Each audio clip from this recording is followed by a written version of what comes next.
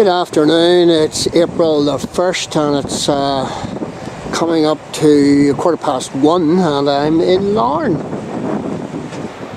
Is this Larne Leisure Centre? I'm not too sure. I'm on the coast here and I'm looking up the Antrim coast and the scenic coast roads away up there round the corner. And it might be a wee bit windy, so I'll maybe not talk that much as I go round the corner here, looking over to Scotland, I presume, there through the mist.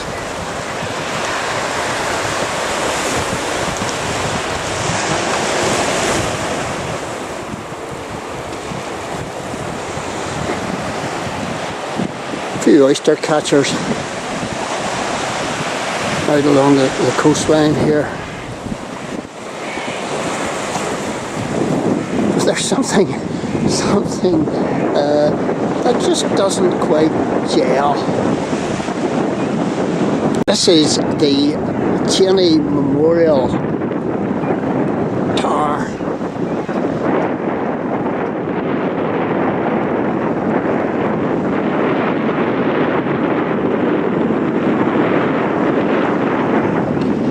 And it's a replica of a round tower, and it was built in 1888 as a memorial to MP Chaine,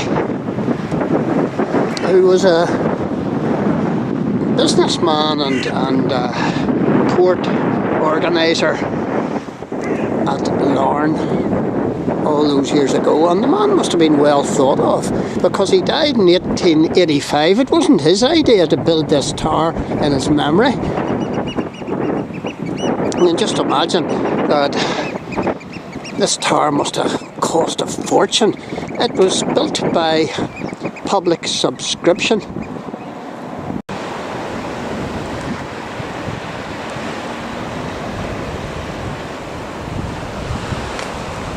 Let's go and see what the inscription over the door says.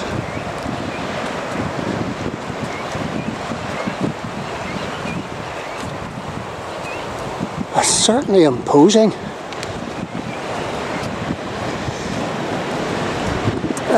James Chaine was MP for Antrim, and he's remembered because he developed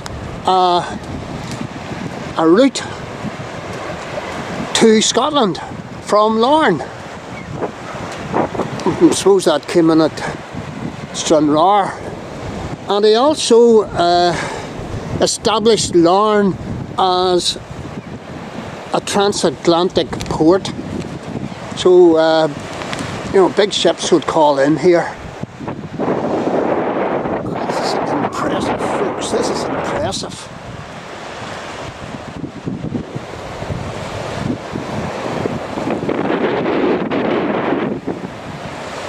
But it's not what it seems.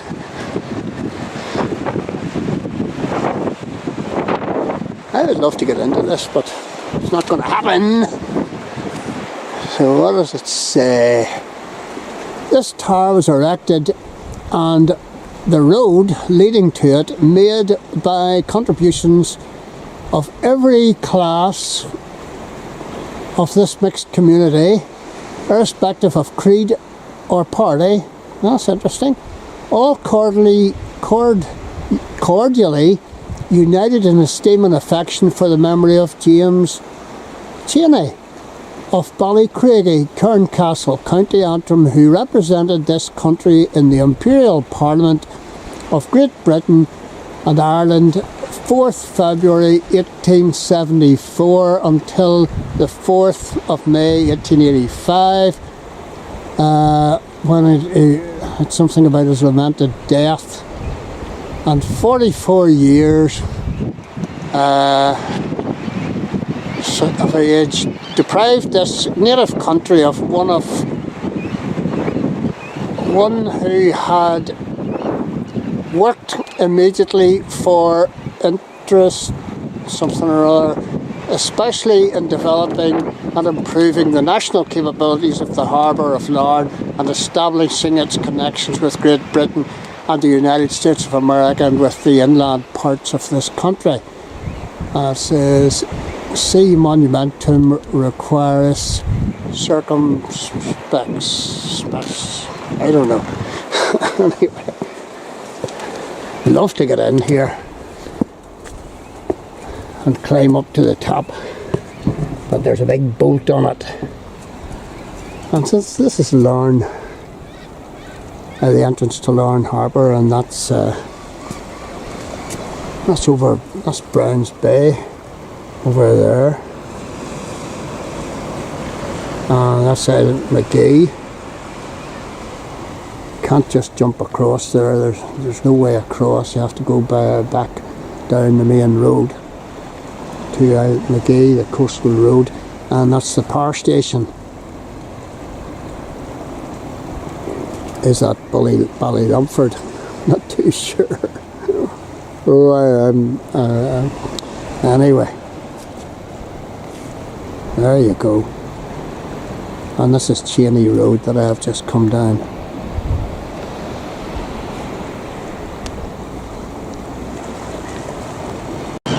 And I'm hearing birdsong all around here.